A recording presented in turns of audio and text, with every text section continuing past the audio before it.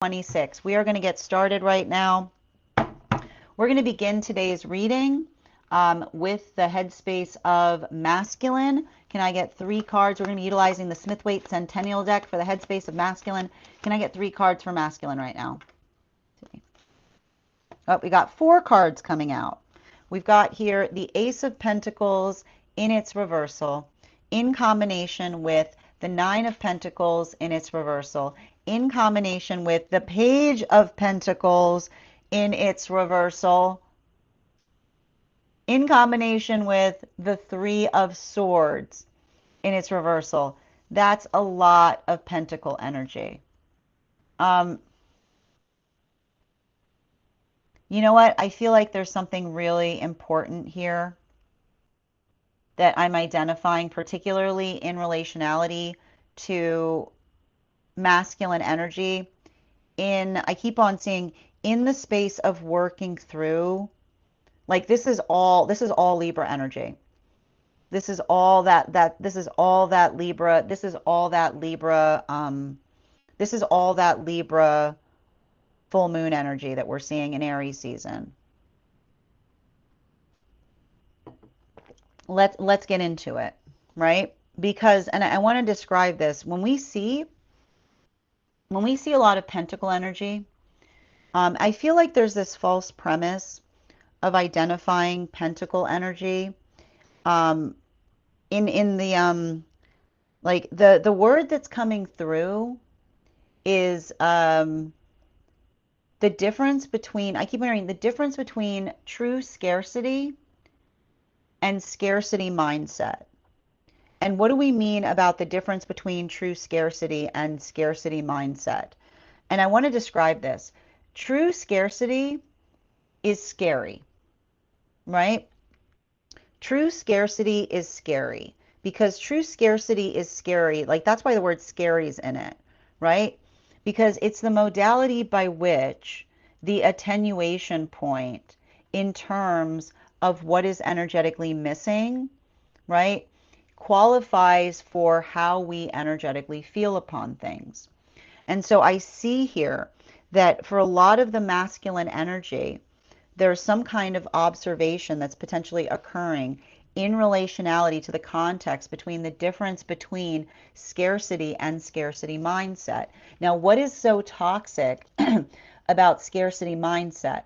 Scarcity mindset is often created by an overactive ego, right? Scarcity mindset is often created by an overactive ego because we have to understand that when the ego is in a healthy space, it's not in the space by which it's constantly pervasively demanding the attention of the self, but the modality by which it works as filter in terms of keeping the self healthy, right? When we think about the healthy ego that serves as shield, then the healthy ego is one that when there's an alarm, like when the healthy ego is working and there's something energetically distressing the self, then the ego is in the space by which it will effectively articulate and build into the context of being able to state upon the energetic expressed needs. But often you'll identify that scarcity mindset is a quality and characteristic to an unhealthy ego,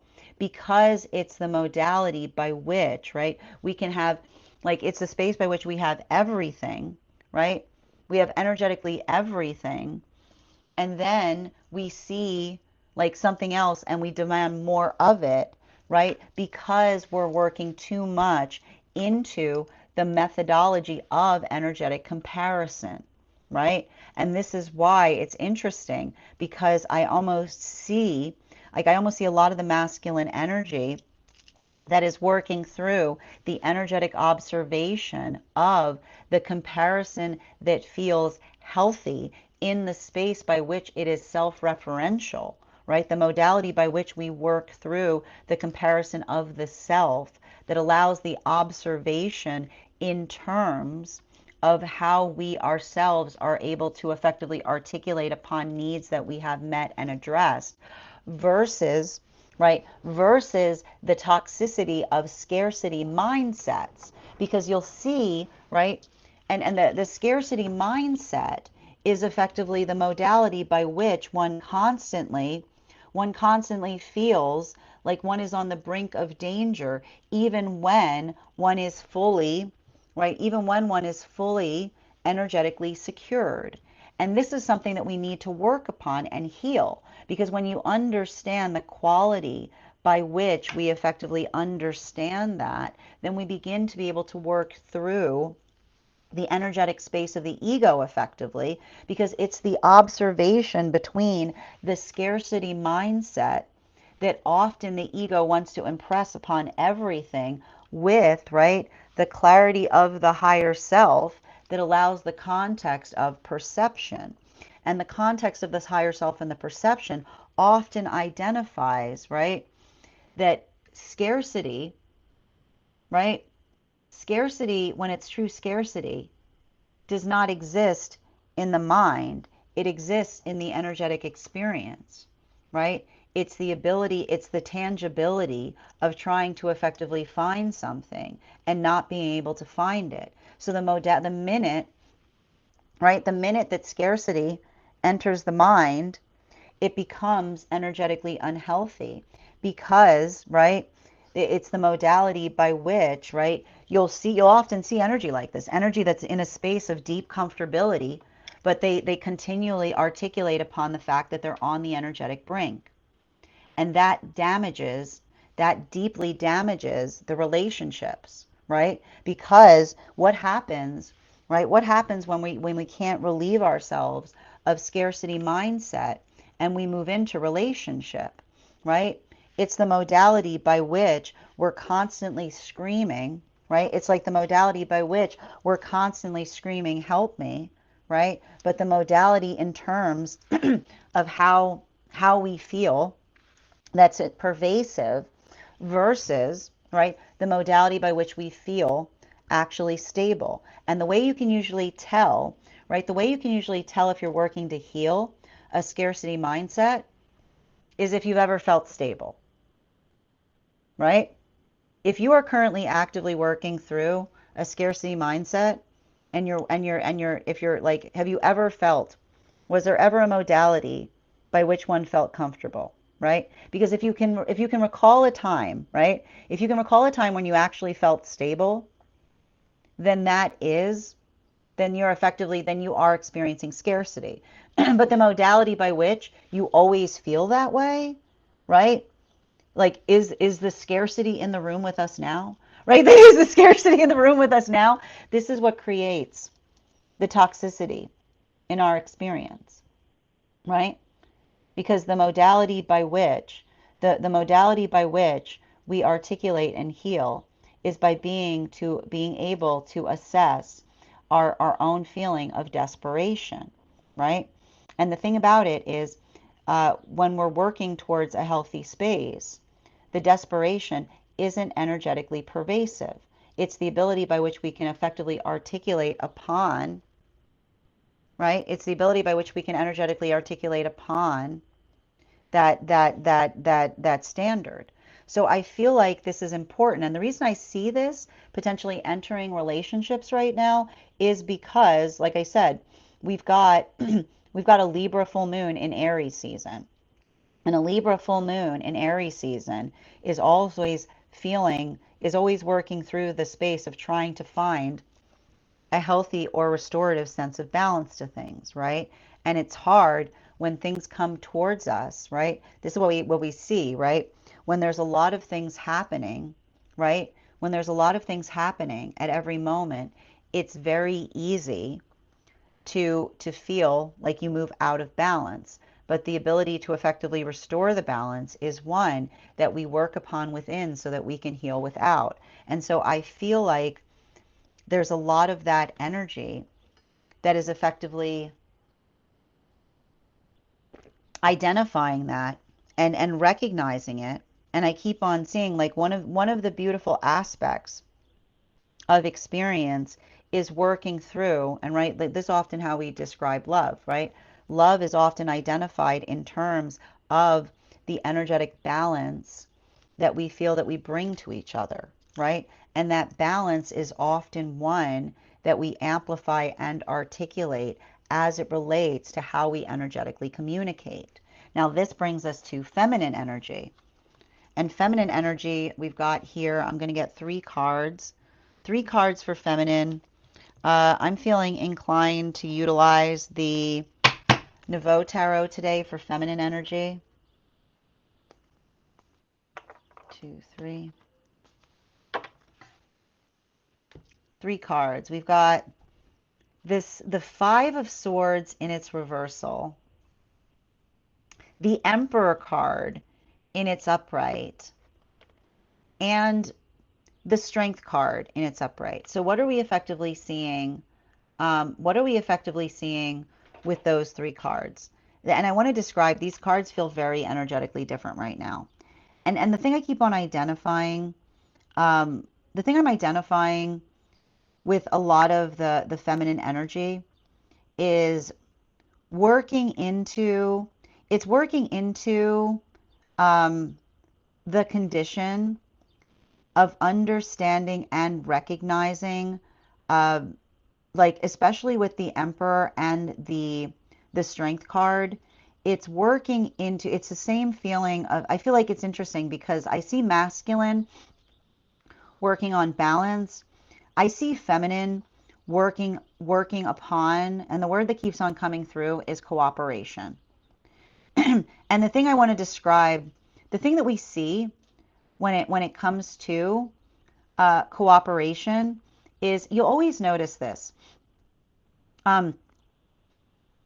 Energy that's perpetually in a space of feeling frustrated doesn't find any cooperation. And why is that? Because the modality by which cooperation is found via the preparation, right? Cooperation is preparation. And so the modality by which we effectively work to cooperate is, I keep on getting, it's an energetically collaborative process. And I feel like there's a lot of that energy that's potentially working through situations and circumstances. I keep on seeing this is energy that is absolutely exhausted with someone doing something that they want to do and then saying that they're doing it for another person, right? The modality by which we understand and recognize, and this is why we say things, we don't claim to be doing something for another when we're doing it for ourselves, but the space by which this energy often has, and I need to point this out, this is why I feel like a lot of this energy feels virulent towards feminine energy that does not recognize this, because it's the modality by which another person gets overprotective that is the state and nature of where a lot of harm in this world comes from. When feminine energy recognizes that often that there has been a massive amount of trauma and drama that has been unleashed in the world in the state by which another person tried to claim that they were protecting feminine energy, right? The space by which they said we have to protect our feminine energy, that then the feminine energy often gets very energetically strong in terms of articulating the space. By articulating the claim that you're trying to protect anyone from anything is energetically wrong, because the modality by which one insists, right? One insists upon the fact that you're protecting something against another person's wishes to, that's not protection. That's the ego on overdrive, right? Because when we understand that the ego is in a constant state of articulating unnecessary danger, all of those fears, right? Everything is to be feared, right? And we understand that the prescription for understanding all of those fears is to effectively try to effectively remove anything that one finds is scary, right? And then you articulate the fact that you yourself aren't scared. You're actually scared you're scared for all that vulnerable energy. You're scared for all that vulnerable energy. And meanwhile, the vulnerable energy saying, I'm perfectly fine. I'm perfectly fine. Chill out, right? Then you understand why it's so necessary for the feminine to articulate the position by means of stating that nothing is done in the name of feminine energy. That all, when you look at so many things, all of the harms in the world that have been done with the state of trying to articulate it was done for the sake of feminine, you've got a reason to be upset. You'd be upset too. You'd be energetically furious, right? It's not love. It's not love to be overprotective in ways that another person doesn't desire you to. That's ego. That's not love. And I see that a lot of the feminine energy trying to impress that upon circumstances and situations. But it's hard and frustrating because oft in the space, right? And you'll notice this energy that articulates that it doesn't want it to be the same energy that wants to protect also tries to state that one should have a voice in the nature of one's own protection, right? It's all projection. So we see that that's a lot of the feminine that builds into the context of understanding how frustrating that is and having a right to be energetically frustrated. Meanwhile, for non-binary energy, 3 cards, please.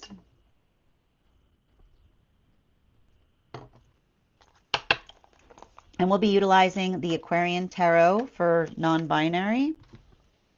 We've got here the 3 of Pentacles in its reversal, the 8 of Swords in its upright, and the 10 of Wands in its upright.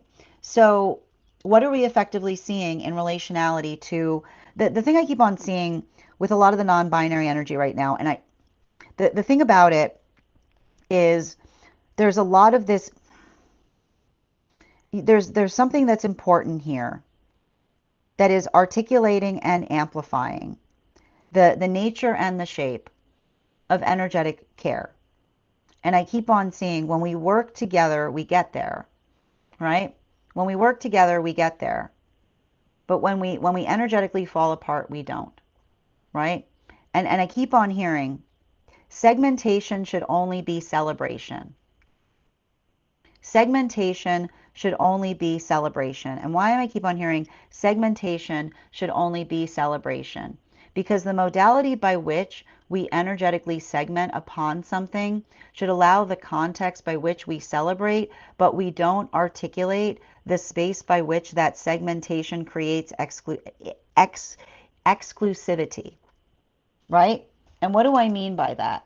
Because there is, and this is all a continuation of the healing that we need to do in relationality to that Pluto and Capricorn energy. Because let me tell you a little bit about that Pluto Capricorn energy that we went through for a long time. Pluto and Capricorn is all about putting things in boxes, being like, this goes here and this goes here, and you don't have a place. See what I just did? That's what Pluto and that's what Pluto and Capricorn gets you, right? Right there. You want to see the damage that Pluto and Capricorn wrought? Here it is. You go here. There we go. Oh, that looks nice there. You go here, and I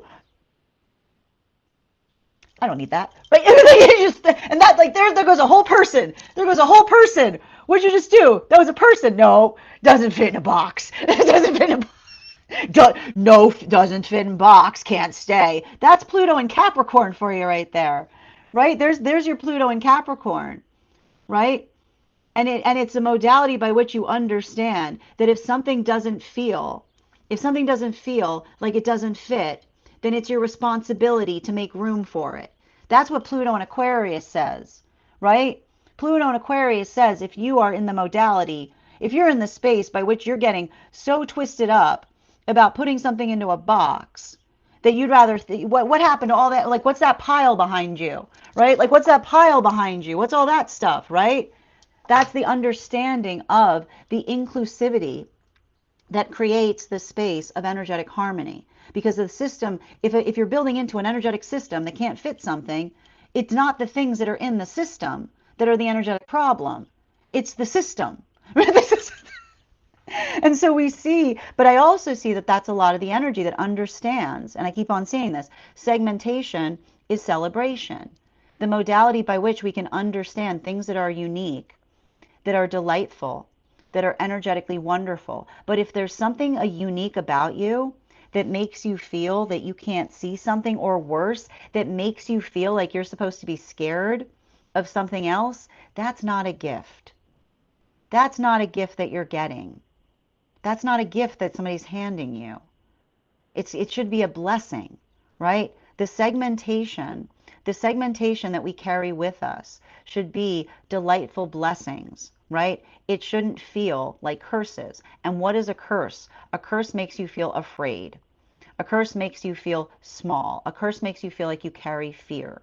So the modality by which we effectively work through the modality of energetically healing and understanding, I feel like what's really happening right now I feel like what's really happening right now in this energy is healing, right? It's healing our relationship to segmentation that potentially occurred at the time that we were effectively experiencing all of that Pluto in Capricorn energy, which is the observation that says it's okay if there's something about you that is energetically unique and precious and special, but it shouldn't come at the cost of hating, hurting, or fearing another person in the process of feeling that. Because if it does, that's not a blessing that you're carrying. That's not a blessing. And I feel like that's a continuation of the conversation. I feel like that's a lot of the work that the energy is doing in relationality to healing their relationships in terms of working through a lot of like letting go and releasing a lot of that shadow work.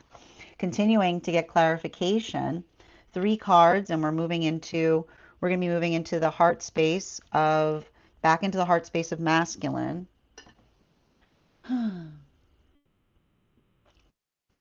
3 cards, please. And we're going to be utilizing for the heart space of masculine, the Aquarian Tarot. Or no, we're not the Aquarian Tarot. We're going to be utilizing the Nouveau Tarot. 3 cards. Nope, cantilevered. Yep. We've got here the 7. Oh my gosh, there's so much pentacle. There's so much pentacle energy right now in the masculine. 7 of Pentacles in its reversal, in combination with the 2 of Wands, and it's this is the cantilevered one, the 2 of Wands, and the Knight of Swords in its upright. And I feel like, I feel like there's something.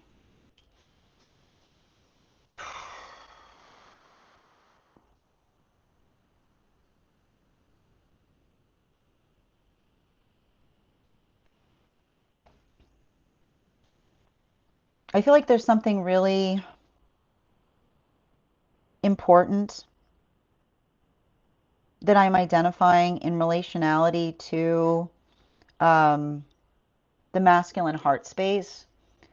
And the thing I keep on seeing in the masculine heart space is, and again, bearing in mind this is not based on gender, but what it feels most aligned to. Um, and I need to stress this because this is really important.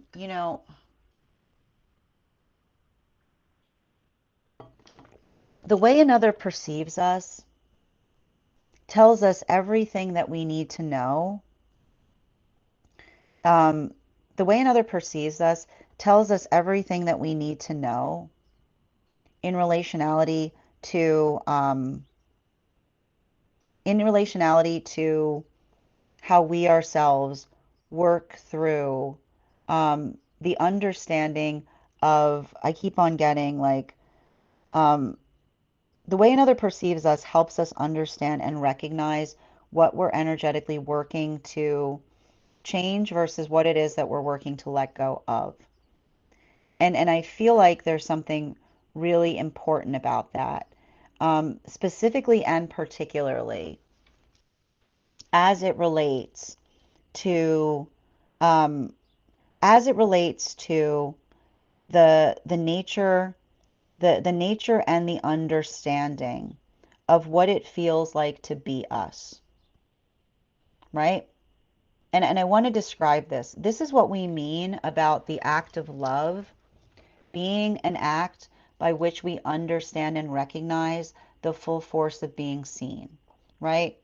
Because and I want to describe this. The love by which another person perceives us, but they don't know what it means to feel like us, can often feel more like idolatry, right? the modality by which another person says, and this is sometimes why you'll see relationships that end summarily in the space by which another person says, it must be nice, right? Because it's the modality by which nothing is nice, everything is difficult. But the space by which another person articulates and amplifies the energetic ease by which we're effectively moving through things can often help us understand what we're working to release, right? Because the modality by which, I keep on hearing, the modality by which another person identifies ease when there's a lot of work there literally is the definition of being misperceived. And never do we feel less loved than when we are misperceived. The modality or the experience by which we often feel that energetic weight that devastates, right? And I feel like this is a lot of the energy that is working upon both healing, right? Both healing from experiences by which they themselves were misperceived in the context of another person trying to describe easement when there's a lot of hard work there, right? While at the same time, right, understanding and recognizing and releasing, right? Recognizing and releasing or working to release. Um, I keep on hearing false lack mindsets, right? Which is the space by which we identify the quality and characteristic of the ego that often, and this is the hard part about it, right? When the ego is too demanding, we can't see things, right? Like that's often what happens. Like the shape of the ego that can be overactive is that it's the space by which it doesn't allow us to be able to perceive things fully. So I feel like it's interesting because I see a lot of the masculine energy working through both of those things at once, which is a combination, right? That's the combination force of an inside versus an outside problem, right? And that would basically indicate that that's working upon, that's the kind of work we would expect with Jupiter in Cancer, which is a healthy sense, right? Building into a healthy sense of ego, right? And that's why we identify a good ego as one that protects the self but doesn't blind the self, right? It's the space by which we can see through it, and it allows us to be able to deepen our energetic relationships or heal the relationships, right? This is the gift, right? This is a gift of a healthy ego, right? And here's the thing about it. You're going to get a healthy ego and you're going to see things and they're going to hurt. It's going to hurt a lot. And when they hurt a lot, you better be doing that work in terms of being able to feel your emotions. Because the first thing you're going to do when you heal your ego is you're going to see a lot of stuff that you couldn't see before, and it's going to affect you. And then you're going to feel a lot of emotions about it. And then you better be in the space by which you're ready to navigate all of the that you'll come across as you recognize and identify what you couldn't energetically see before. And this brings us to, and that allows you to be able to heal more, right? And this brings us to the feminine energy. And feminine energy right now, can I get 3 cards? We're going to be utilizing the Aquarian Tarot for the heart space of feminine right now.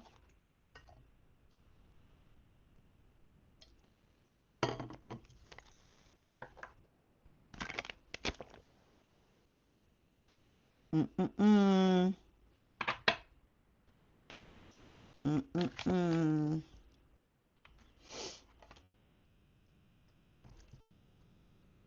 We got 2. Yeah, we got 2. Yep, we got 2 in the first position. Oh my goodness. And we've got 1 in the center. So the cards, the way they came out was the Queen of Swords in its reversal with the King of Cups in its upright. Okay. And the Chariot in its reversal. Um, and this is what's hard about it. And this is what I see a lot of the feminine energy working through, right?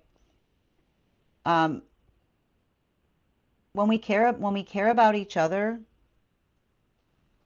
when we care about each other, we don't play with each other's emotions, right? When we care about each other, we don't play with each other's emotions. And the modality by which um, I just keep on seeing the modality by which another person is energetically careless with emotions, that's how you lose emotional access, right? Like there it is. And I need to point this out. And I keep on getting for some of the feminine energy, um, for some of the feminine energy that I'm identifying here, um, it almost feels directed towards it almost feels directed towards I keep on getting the difference between an emotional outburst versus a logical outburst, because you'll sometimes notice that an emotional outburst will often be guaranteed when someone is trying to hide a logical fallacy, right? Whenever you uncover a logical fallacy, be prepared to see an emotional outburst occurring, right? Because what happens, right? There it is, right? There it is, right? When you like you'll see it, like you will see it, and once you see it, like when you see others do that, that tells you everything you need to know about that person, right? Like that, like that's it. Oh, like it's like, oh, okay, thank you for showing me that, right?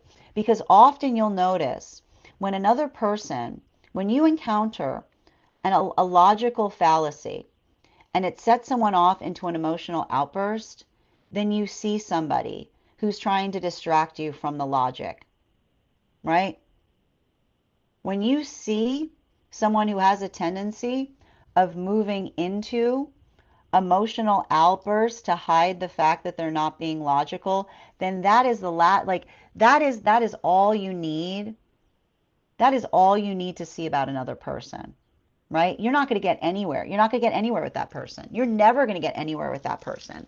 How could you get anywhere with a person who when you encounter a logical fallacy, they move into an emotional outburst, right? Because that is somebody who is effectively articulating upon the fact that is somebody who's deep within their ego, right?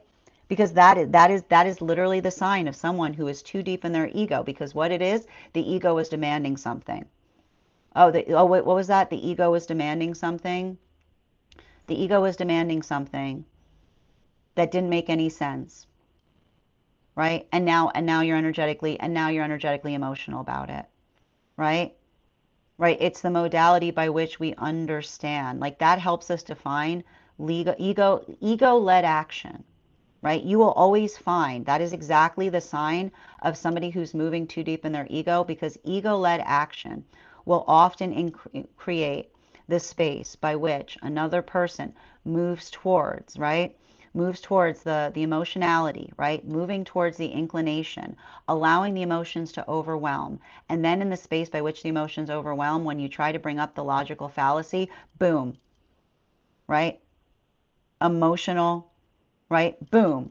There's the emotional thunderstorm to block. There's the emotional thunderstorm to block the fact that you're making sense, right? There's the emotional thunderstorm that the ego creates to block the fact that somebody's making sense, right? And that's why you can't. And I feel like a lot of energy that recognizes when you see that quality in someone, right? When you identify that quality, and I like to point out, because when our emotions are healthy, they articulate upon need, right? When their emotions are healthy, they articulate upon need. They point us in healthy directions. They don't create, right? They don't create the energetic volatility of working through circumstances or situations that create, right? That create the effective emotionality that lacks energetic direction. And I feel like that's a lot of the energy of the feminine that's seeing that, and they're not having emotional reactions towards it, because why would you, right? It's not it when you see something like that, it's not emotional. It's sad, right? It's like it's like your heart breaks for someone, but it's also the modality by which you recognize the nature of it is because it's the understanding of the capacity in relationality to working through, right? Empathy. And so we often see this, like this is the identification point of it. Continuing to get clarification, non-binary energy, and we're going to be utilizing we're going to be utilizing, hold on a moment.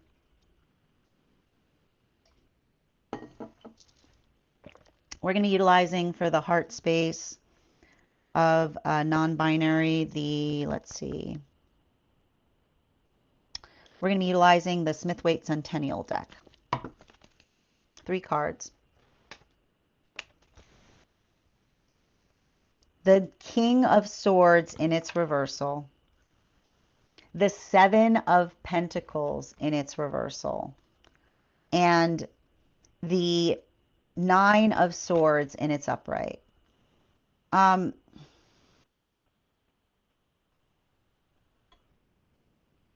you know,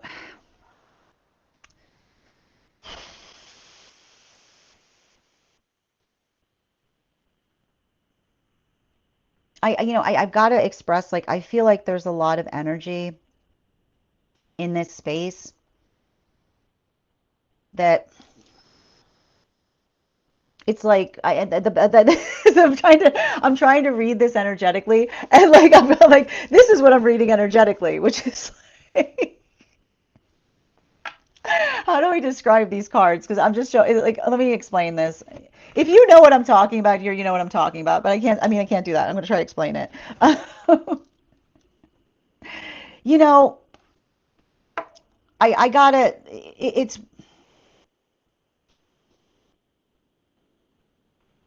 there's something really important that we identify in relationality to, there's something that we identify in terms of, um,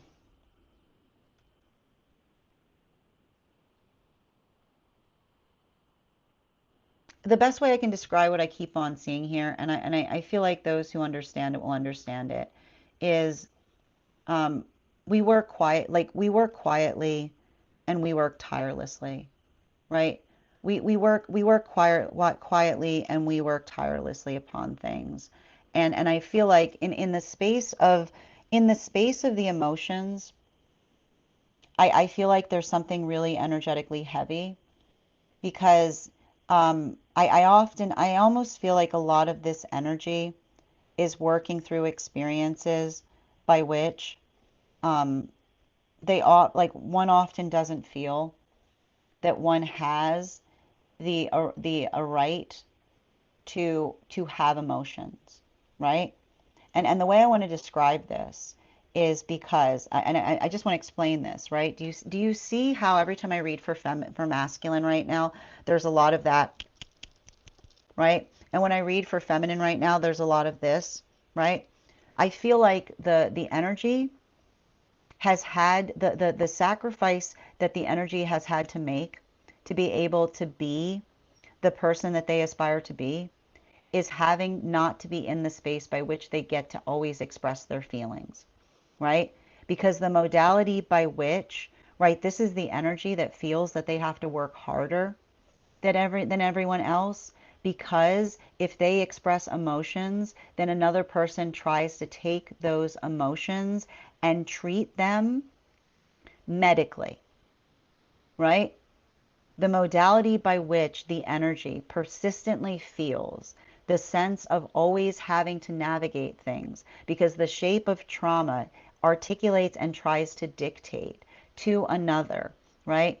Oh, right? You've got feelings. Oh, you've got feelings. Oh, right? You've got wrong feelings. Oh, you mean there's something wrong with you, right? The modality of the nature of a specific space where you're not in the space by which you are allowed to have feelings that are wrong, because another person will take the wrongness that you're trying to bring to situations and try to articulate that there must be something wrong with you because you're articulating upon something that you see is energetically wrong. That's wrong, right? The modality by which another person feels that the only way they can exist is if they have to get latent with their feelings, specifically because, and this is what you see, you've got the masculine energy, right? You got the masculine energy emoting, and everything's fine. You got the feminine energy emoting, and everything's fine. You got the non-binary energy that emotes and goes, is something wrong with you? You're emoting.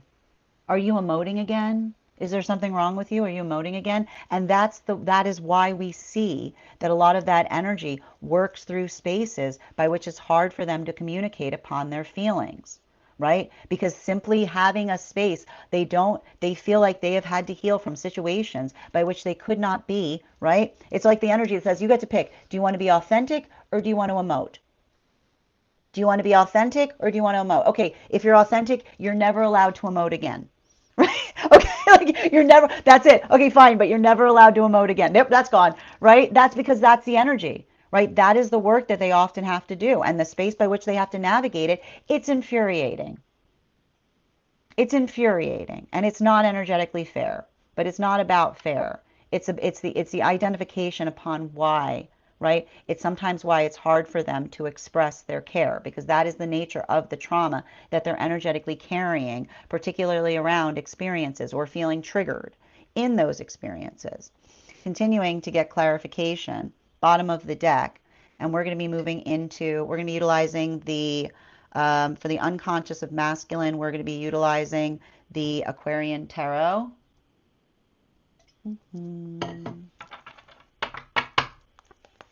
Three cards, please. We've got here the Six of Pentacles. So many Pentacles. So many Pentacles today. Okay, it's fine. Six of Pentacles and it's upright. Okay. There's the Five of Swords and it's upright. Okay. And so we've got double. Okay, so we've got some similar cards right now for masculine and feminine. And and the ten of swords and it's upright. And so, and the thing I want to define here for and I'm not surprised, like I like the fact that we're drawing upon this Six of Pentacles because there's actually like this feels very akin to this full moon energy that we got because there's like a scale here. But the way that we effectively work through things is built upon and based upon. And I think that this is really important because I feel like for some of the masculine energy that's healing, it often feels like it feels like becoming aware again of the fact that one has feelings. And it's okay to have feelings. You're supposed to have feelings. And here's the thing about it. There's never supposed to be any situation, right? There's never supposed to be any situation by which you're supposed to move towards masculinity and let go of your emotions. You're supposed to get stronger in carrying them, not let them go, right? That's what stoicism is. Okay, that's what stoicism. You're supposed to get stronger in carrying them. You're not supposed to turn them off. If you've turned them off, then you're not getting stronger in carrying them. But this is what I keep on hearing. A lot of the masculine energy that's working to heal, they're working to like get rid of this false context of fake masculinity, right? Bearing in mind this is not based on gender, like and not based on gender, but what one you feel most aligned to. And I'm going to tell you again, this is how you see the similarities between the harmonic energy updates I do and these readings. Because what did we see? And I was articulating upon before we started today's read. We talked about the difference of sentiment, right? The sentiment that the brain sometimes wraps around an unpleasant memory, that's the lacquer, like the lacquer of sentimentality versus the knacker of sentimentality, the sentimentality that was always there. It was pervasive in every single energetic experience that one encountered, right? And so this is what we understand. This is the masculine energy getting better in being able to perceive the lacquered masculinity, right? The vulnerability that wears the lacquer of masculinity. Look how strong I am protecting my vulnerableness because I can't feel anything because I turned that off long ago. I am very weird. I'm very weird. Right? The disturbing and distressing lacquered masculinity, which is to save the precious, vulnerable energy that never learned how to navigate their feelings, right? Oh, like the energy that claims to be strong by putting on the show of strength to hide the very soft underpinnings of something that is very vulnerable versus the true masculinity. Look at that masculinity being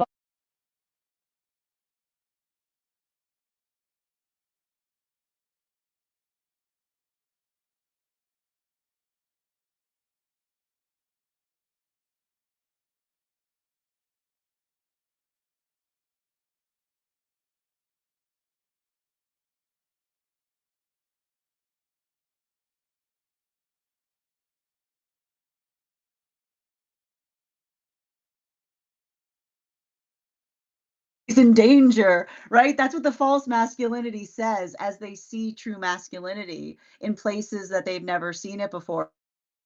The masculinity is in danger because the false masculinity is going to be in danger from the true masculinity that's energetically able to hold their feelings, that's ready to have those conversations, that's ready to admit the fact that they like being held, the fact that they have needs, and they're willing to be in a space by which they can express them. And feminine energy, bottom of the deck, 3 cards for feminine energy. And we'll be utilizing we're going to be utilizing the Tarot of the Nouveau for feminine's unconscious. 2, 3.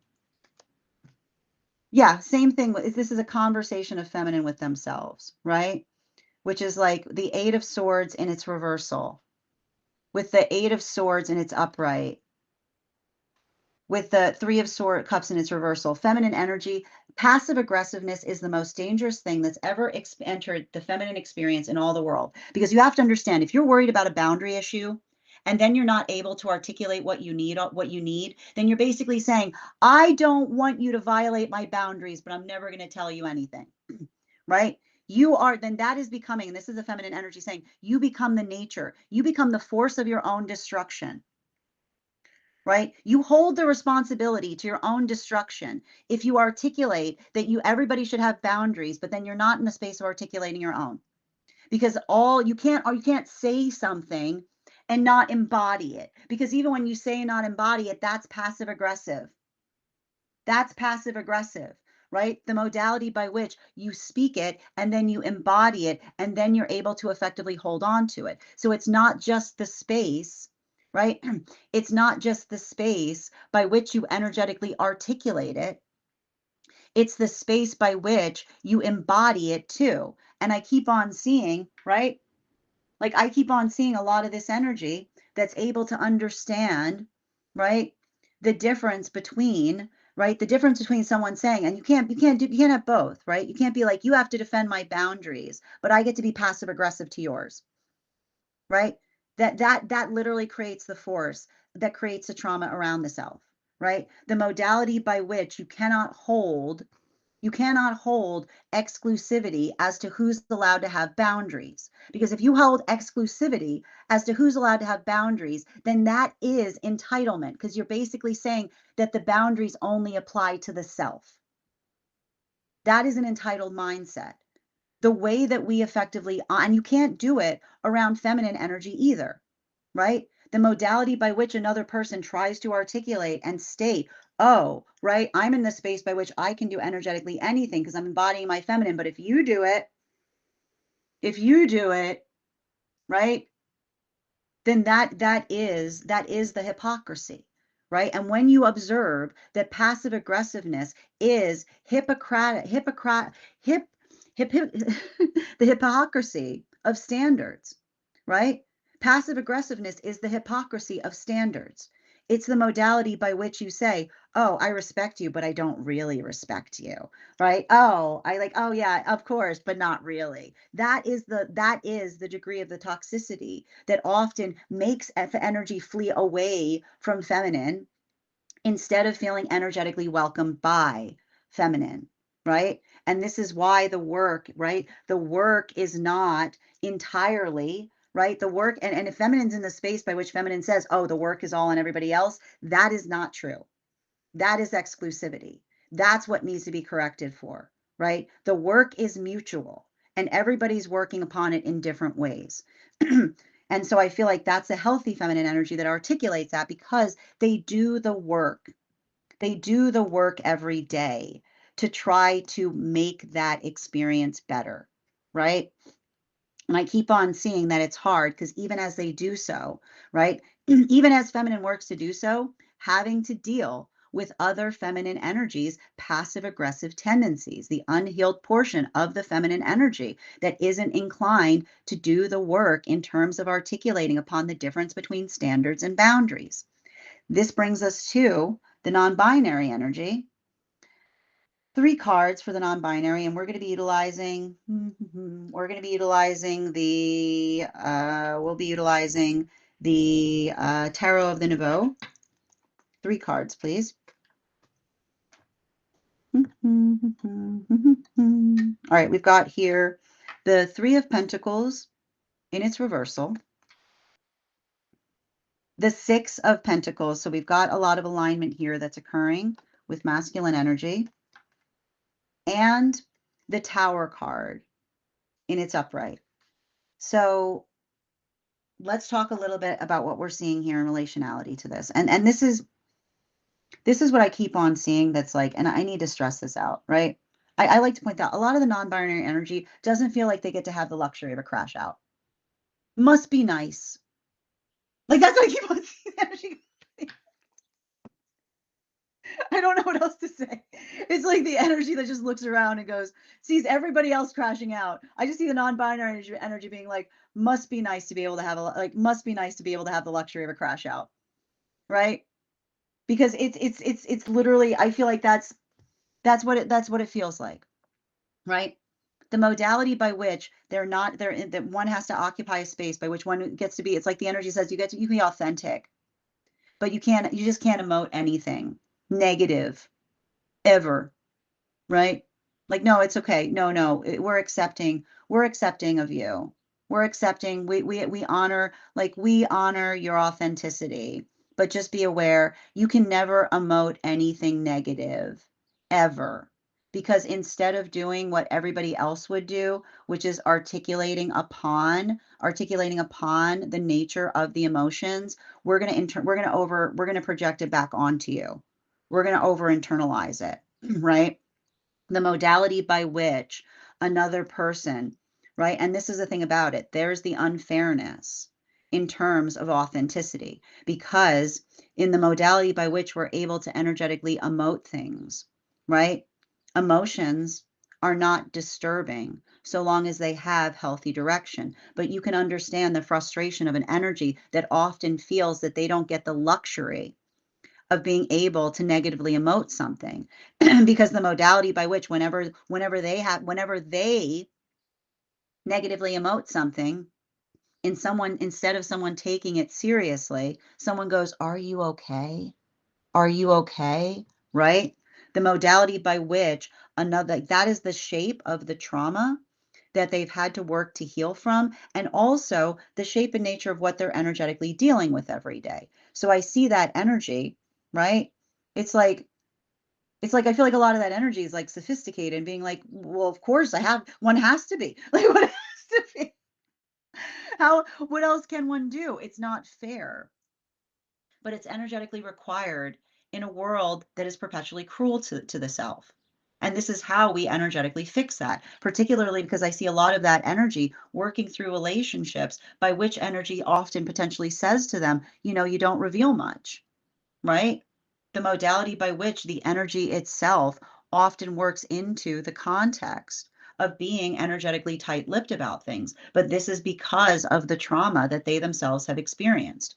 Bottom of the deck on this reading, masculine energy, we've got the Lover's card. So we see this for like a lot of the masculine energy working through, and I feel like a lot of the masculine energy right now working through the context of what it feels to be energetically perceived, right? And I like to point out, when we care about each other, we perceive each other properly, right? It's the modality by which we feel seen, that we are held. And that's a masculine that it is working. I feel like that's what's happening with a lot of masculine energy. They're working to perceive the energy around them properly, but also they're recognizing that it's okay to desire to be perceived well too, because the way by which we perceive each other is how we hold one another. And so I feel like that's a lot of the energy that's working on perceiving better, because the more that we're able to perceive, the better that we ourselves are able to be held. It's mutual. While for and it often creates a space by which it's okay to articulate upon what one's needs are, right? This is the masculine energy that understands that your ability to identify needs, right, will help you see, right, will help you see the difference between energy that idolizes the self, right, versus the energy that creates the reciprocity, right? We build our relationship, we build our reciprocity point by articulating what our needs are, and then the ability to reciprocate them allow us to be held even further. This is why it's so important to communicate the importance of being able to ask for things. While for feminine energy, bottom of the deck on the Smith-Waite system, Ace of Swords. And the Ace of Swords energy that we're potentially seeing there is like there's double Ace of Swords in the feminine right now. And that's the understanding. I feel like that's a lot of the feminine energy that is working. I feel like it's the energy that is working on behalf of healing feminine, and it's harder, right? It's harder because I feel like that's a lot of feminine energy that realizes that as they heal feminine energy, the unhealed portion of feminine energy will be passive aggressive to them. Right? Like that's what happens. Like that's what it's painful, right? It's an isolating experience to be healed, because even as you heal, you have to deal with passive aggressiveness, right? And it's painful. It feels isolating, but that's why you get really good at loving your own energy, right? Because when you love your own energy, then you help others understand that they can love theirs as well, right? And it doesn't need to be a competition, right? It's not when feminine heals, it doesn't feel like a competition energy. It feels like an exhibition, right? It feels like a celebration, right? This is how we bring feminine into the space of feeling like a celebration. And what do you say to a celebration? You can come in. Yeah, please, the more the merrier, right?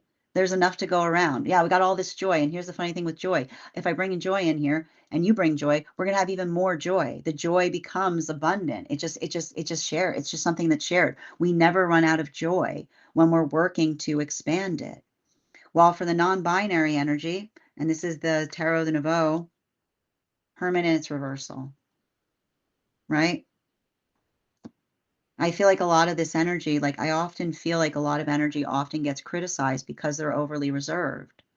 But I keep on hearing, how can you be critical of someone who's overly reserved in modalities by which they've had to go through experiences by which they felt that they had to lose the luxury of emoting in order to come into their authenticity? Because every time they tried to energetically emote, someone tried to say, "Oh, are you unhappy? Are you saying are you saying you're unhappy in your authenticity? Oh, so you're unhappy in your authenticity. Oh, okay. So you're deeply troubled. You're deeply troubled in your authenticity. Oh, no. And somebody's saying, I'm not deeply troubled in my authenticity. This isn't okay. Oh, so you're deeply troubled in your authenticity. Like that creepy, weird, awful energy of someone who is trying to project upon the fact that they feel weirded out by you, by trying to make you the source of the weirdness instead of doing what they would do in any other space by which another person articulates their discomfort, which says, how can I make you more comfortable? How can I make you more comfortable? Right? The modality by which when we care about each other, we prioritize the comfort that we're trying to find for one another. We don't make another person feel weird for having feelings. That is our daily collective read for today. I want to thank you guys so much for being here and being a part of it. Just a reminder, if you would like to book a private reading with me, it is a two-step process. You have to book the reading, you have to pay for the reading. Please make sure you do both if you'd like to have that reading. Most importantly, please remember that I will never, ever, ever, ever, ever, ever, ever, ever, ever, ever, ever reach out to you for a private reading. I will never DM you. I will never PM you. I will never slide into your inbox and tell you that I have a very important message that only I can deliver. The only way you can book a reading with me is if you book one on my site, so I encourage you to do it there. A couple of updates before we move into personal readings today. First and foremost, thank you to everyone who participated in our recent class on the court cards and the cup suit. Our next class will be held on Thursday, April 16th at 6 p.m. PST, 9 p.m. Eastern. We will be continuing our studies into the tarot with a focus on the court cards and the wand suit. If you'd like to become part of that tarot class program, all you need to do is head on over to my stack and become a paid subscriber. Your paid subscription to my stack is your ticket of entry into our live classes each and every month. You will also, as a paid subscriber, have access to over 9 hours worth of material in the Tarot Church Library class system. Now, it's not necessary to catch up. I'll be doing my best to give you an update on everything we've studied prior to beginning that class, but the material is there for you to receive as you're ready to receive it. You'll also have access to a complimentary one-on-one mentorship, one-on-one chat with me and the other students to ask any questions that you may have in relation to anything we've learned and studied thus far. And if you become a founding member, not only will you receive a discount on the full year's worth of readings, you'll also have access to over 20 hours worth of material in the Tarot Church Library class system, as well as the opportunity of receiving a complimentary one-on-one mentorship class with me, where I will meet with you personally to assess where you are on your personal tarot journey and give you the best insights in terms of how to utilize those classes to the best of your advantage moving towards your tarot goals going forward. One of the things I tried to do in these classes was make them accessible to the absolute novice tarot reader, as well as the seasoned reader. There's definitely something there for everyone. Don't let your lack of experience or your robust experience prevent you from joining us in these classes. And even if you don't become a paid subscriber to my stack, I would encourage you to follow me there to stay up to date on any new offerings or services. I also post my weekly newsletter there, which will let you know about my in-person events as well as my online live schedule, as well as my Mystic Meditation articles, which give you updates on everything we've been seeing in the cards. I've just released one recently on this full moon that we're navigating at present. Finally, I want to let you guys know that on top of my standard life path readings, I also offer mentorship classes. These are for any of my students seeking a more personalized educational experience with me. I take a very limited number of students for this reason, as those classes are focused on each individual's personal spiritual goals and journey work. Those classes can be purchased on an individual level or as a monthly class series, weekly or bi-weekly, as your schedule permits. Also, for my students that are seeking more consistent weekly tarot support, I'm very happy to offer weekly tarot insight packages. That is a package of 4 30-minute readings, again, weekly or non-weekly, bi-weekly, as your schedule permits, so that you can stay more consistent on your personal journey at a budget. I'm also very happy to now offer dream interpretation readings, which can be purchased per dream or as a series. If you purchase a series, I would encourage you to start to keep a dream journal, as we will meet weekly or bi-weekly with that journal and utilize the tarot to understand the key themes and messages coming towards you in the dream space. I want to thank you guys so much for being here today and sharing in these messages, and we will do this again tomorrow.